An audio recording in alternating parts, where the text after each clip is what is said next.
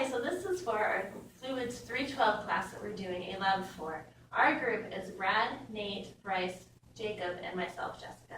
And what we're going to do is explain the Reynolds transport theorem for momentum, applying it to this situation right here, where we have a funnel on a cart, velocity running through it, and that will thus create a reaction force right here.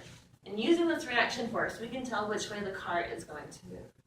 We're going to start off with this equation here, solving for the reaction force. This first part here is the change in momentum in the control volume over time. The second part talks about the momentum flux through the control surfaces. We're going to make two assumptions here to make our life easier. We're going to assume it is steady. Therefore, we're not going to have a change in momentum in the control volume. So this first part is going to go to zero. Second assumption is going to be incompressible and also inviscid.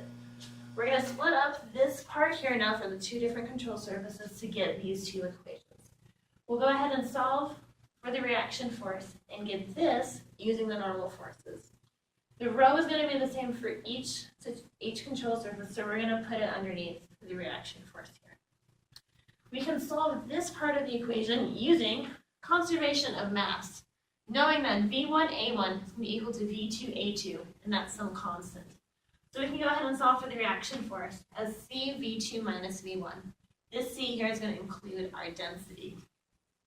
The first case we're going to have a larger area at the beginning of the cart and a smaller area at the end.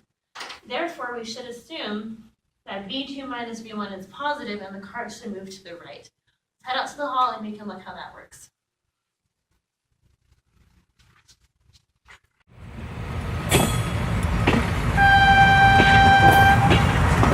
The results that we did see the car move to the right. It went 1.5 feet in 1.41 seconds.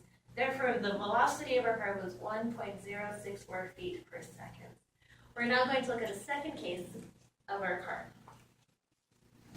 For case 2, we're going to use the same car, but just flip it around. That way we have a smaller area in the beginning and a larger area at the end. Therefore, when we go to our equation and solve it, we'll get a negative number, assuming then that our cart will move to the left. Let's head out back to the hall and see if it actually does move to the left.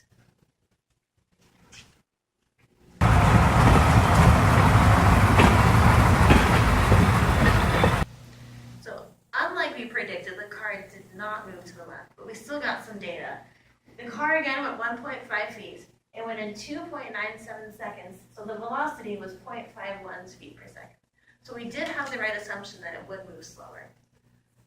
So the reasons for failure is that we originally assumed it was an inviscid flow, but that is not necessarily true. We do have to worry about head loss. Head loss? What's that? Well, it's not premature balding.